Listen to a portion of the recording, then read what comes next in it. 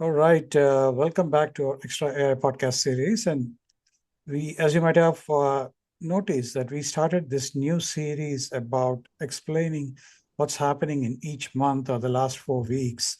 And today I have a guest with me, Mr. Manjeet, to kick off this conversation.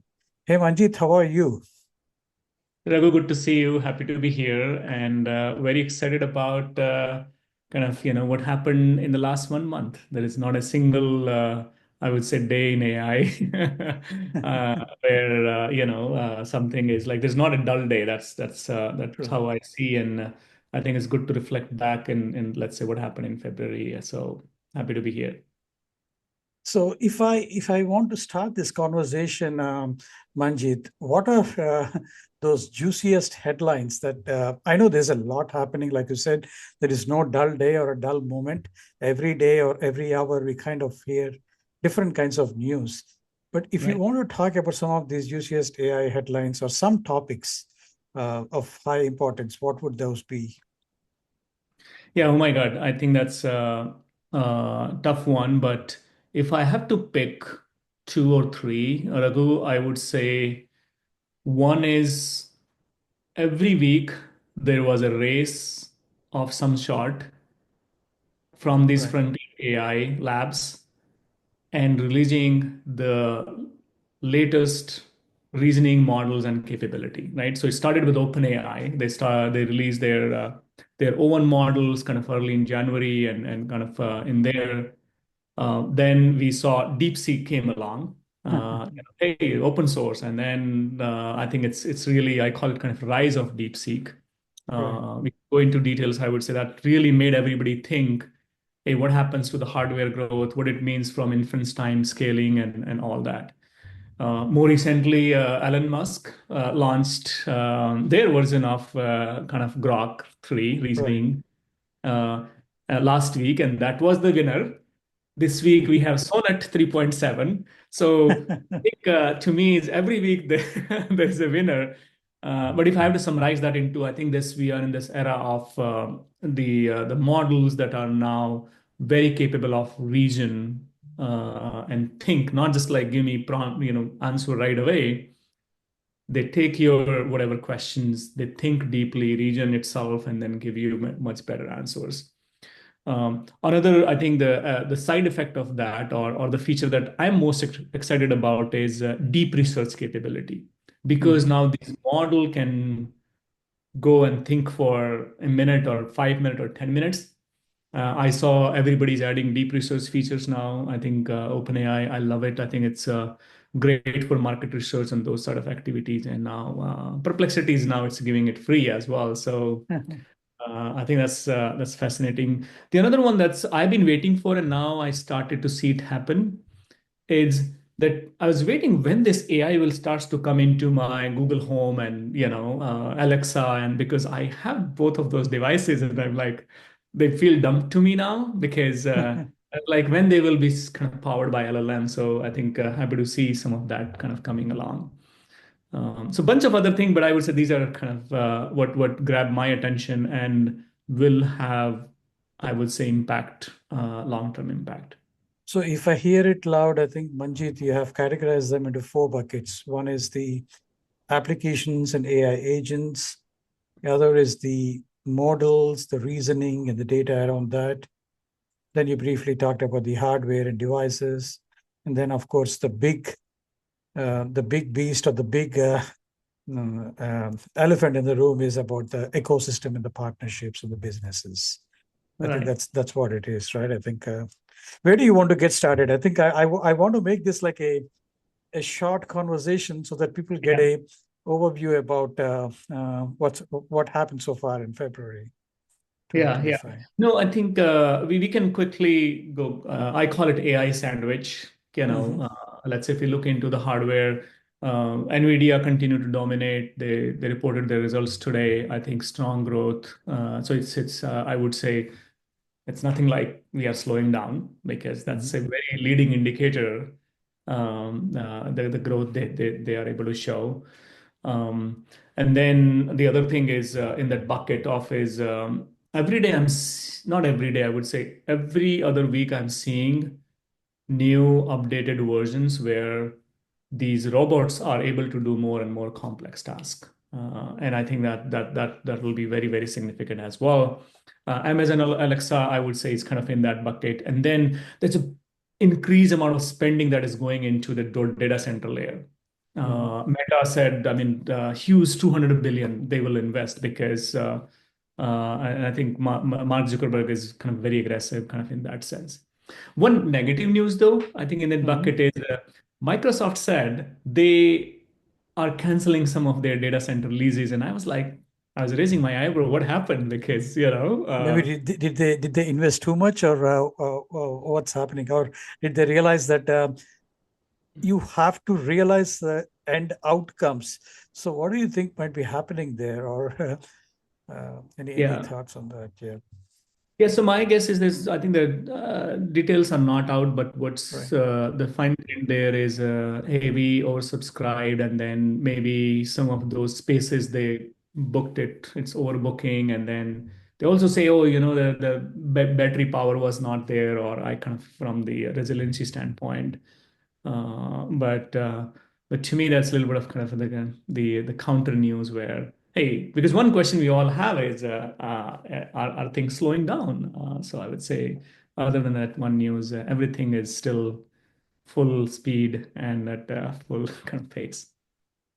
So, Uh, so if I go to that hardware and devices bucket where you mentioned that, of course, Alexa is coming up with this newer version of it, and then Nvidia's market performance has really, really overgrown, or and then I also hear that there is this. I know we've been following the Humane AI pin, which is known for his voice assistant with a laser projected display. I heard that this is going to become obsolete. I don't know what will happen for those people who purchase those pins, but I believe when HP acquired this company assets, they said they're not going to right. continue that the human AI pin.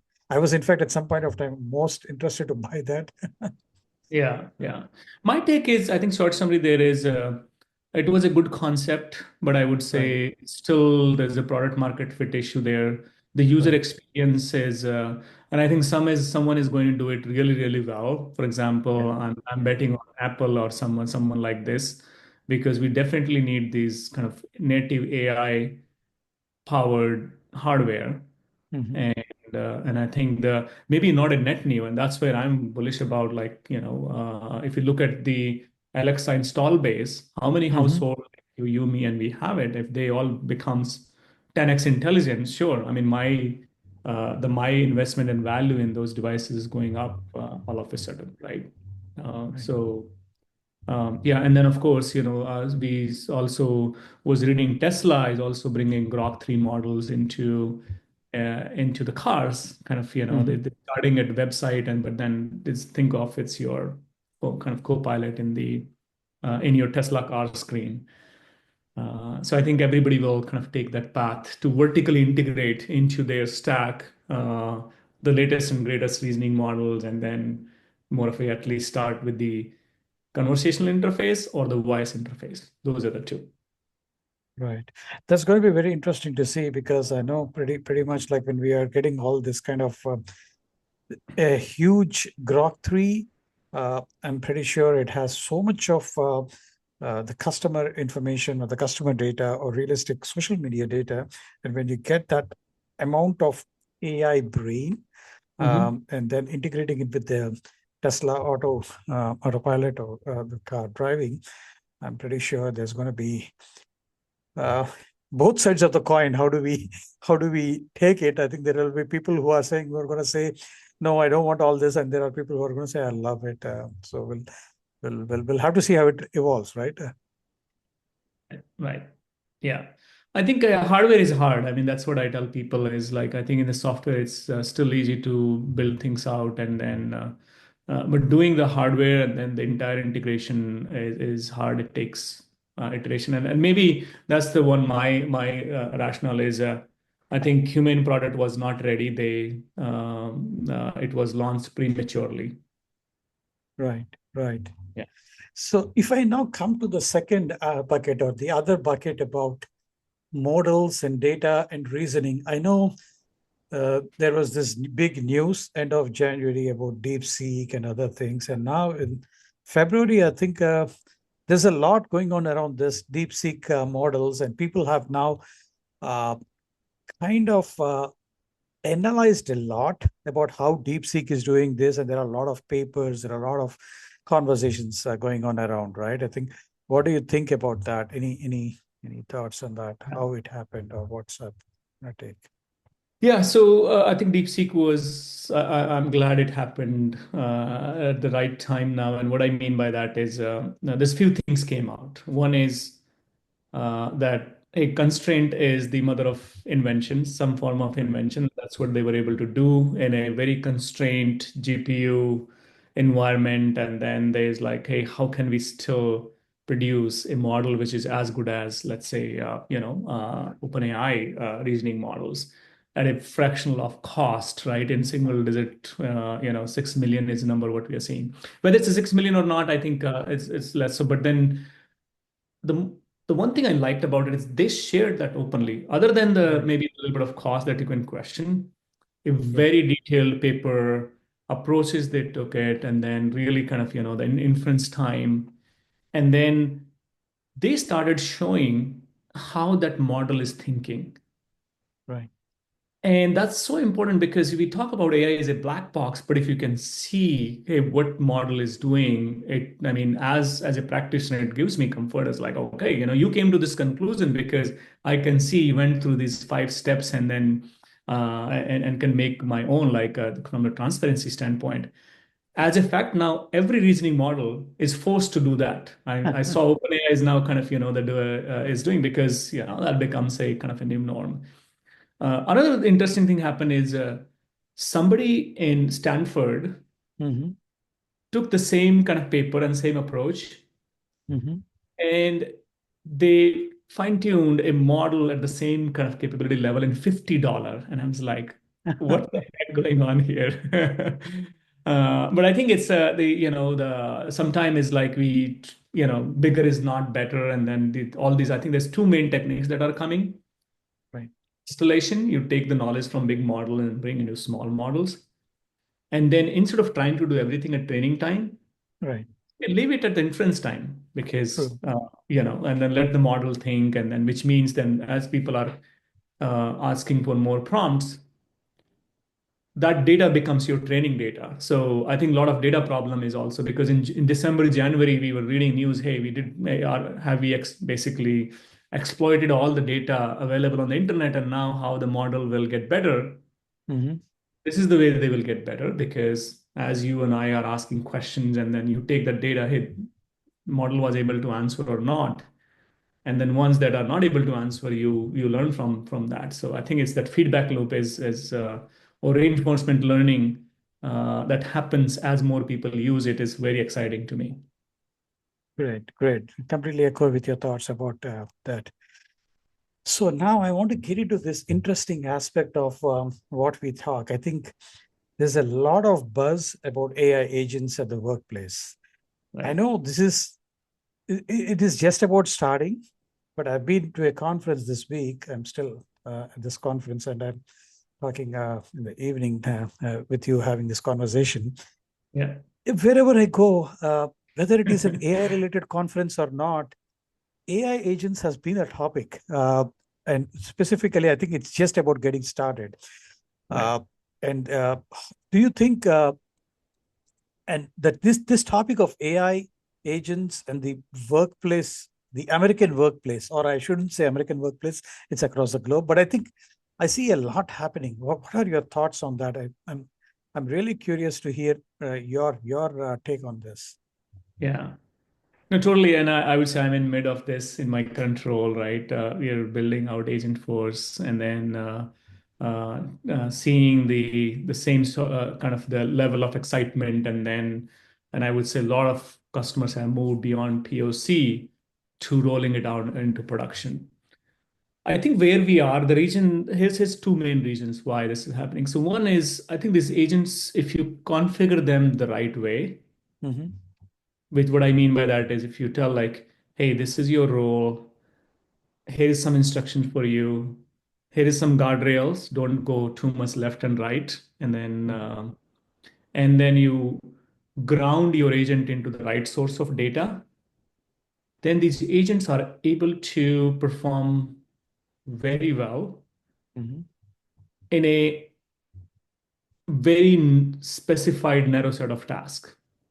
I Right. would say we are not still, I think we are a little bit of far away from where lot of task and agent talking to agent, and we will get there. I think we are talking, everybody's talking about multi agents and enterprise agents talking to consumer agents, and we are far from that. I think that what I'm seeing is, if you take, let's say, service agent as an example, or Hmm. if you take one, let's say, an agent built for a legal domain. Hey, this agent is built to handle paralegal type of task and questions. I think that's where it started to deliver value now. And what I mean by that is more in a more, even though these are non-deterministic system, but if you configure them right, just Hmm. like software, they will not hallucinate you, and then they will try to answer with the ground truth, the knowledge that you have. Bunch of example. I mean, in legal domain, I'm seeing Harvey has some of those agents. They're doing pretty well, very high valued. In our case, we are seeing a lot of traction around kind of service agent and our sales and marketing agents. Right. Right. Uh, yeah, many customer rolled out. I mean, some of the public stories. We Open Table, they went live with our kind of Hmm. agent force handling customers, um, so I think, and then so one is kind of that class of agent. Another class of agent I'm super excited about is all this kind of coding agents, right? Right. Coding And those agents. are Yeah. beyond, just the completion, because it's let's not just the kind of co-pilot. Hey, I tab.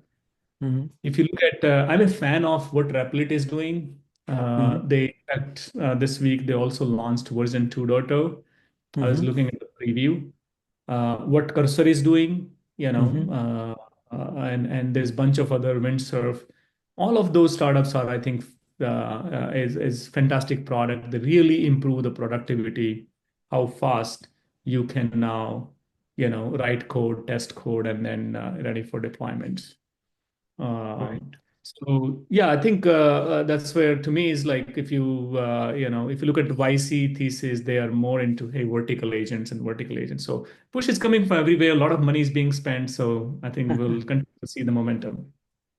Yep, yep. I think the future is not far away, where, like you mentioned, the different agents from not only the enterprise customers but consumer customers, and of course, even within these different enterprise firms, how they can intermingle and work together. I think the future is not far away, where uh, an agent to agent transaction Right. might happen pretty soon. Great, great. I Yeah. think I want to bring up to that our final categorization. I know there are a lot more, but I thought we'll go into these four topics, right? I think our high level categorizations. So this is where the topic about what do you call ecosystems and Right. partnerships are happening a lot. What is your take on that, and how do you see this evolving further? Yeah, yeah. No, totally. I think there's different level of kind of partnership I'm seeing. In fact, one I found surprising was Apple did a partnership with Alibaba, and I'm like, Right. okay, they already had one with OpenAI, and now they're kind of going, and then so one is this. Let's say, hey, the partnership between these AI model companies and then the right others, right? Right. Right. The second level of partnership that's kind of happening is, if you go back to kind of our previous question, like agent interoperability. Mm-hmm. Right now, the big challenge there is, there's no common framework, there is no Mm-hmm. common protocol, there's no common kind of metadata and then details which lets these agents to, let's say, hand off and authenticate seamlessly. So now some companies are like, okay, if my agents needs to interact with the ERP agent, let's say, Mm-hmm. I want to talk to, let's say, that company and how we can make it better together story, Right. because it's a win-win situation for both of them, right? But I think just having some partnership will not solve this bigger problem of agent interoperability. I think it's more has to be just like, the kind of a at the protocol level and at the kind of framework level. So that's one. The other sort of, I think the funding is big one. I don't know which bucket we want to talk about. Hmm. Hmm. All these labs, they are going into their, next round of funding. Grok raised 6 billion, OpenAI raised 40 billion, and if you see who is kind of funding them, all these big like soft banks of the world, and then right all the the because now we're not talking about 1 billion or 2 billion. All of them are like big fundings. So and then if you look at the bigger kind of data center sort of we were talking earlier, Right, that right. sort of partnership as well. Government project, I think this new government is also and I don't know if you were following the that summit that happened in Yes, France. yes. So that was interesting. Vice president there, he was like very vocal about, hey, we want US to lead, and then here is our kind of point of view. We want to move fast, but at the same time, we will learn and share, and then. But it's interesting. I think we have to see. I think some countries, UK and others, they're still reluctant. They are still not signing it up. So Right, right. I think I really like the speech that was also given during that summit. Right. I think about correct. the keeping the politics aside. I think Yeah. the interest levels of the different governments and the officials in these governments of how they Mhm. are all coming together, whether it is the US or, like you said, European Union, or whether it is India and France and all these countries. I'm very positive about how we can make things better. Of course, Europe will always have this kind of a thing about guidelines and guardrails, which you have to, but I believe there will be a proper balance. Yeah. I'm really excited. Any closing remarks or thoughts that you want to give for our February news or AI news, or thoughts about what's gonna. Yeah, so let me tell you what I'm looking forward to in March. I think Mm. more success stories in on the agent side, because the end of the day, it's like, hey, are these able to deliver value, and not just like the at scale, not just Mhm. few conversation, not just kind of few tasks for a given. Let's say if it's deployed for your service, in a service customer service scenario, then how many cases it's able to handle by itself.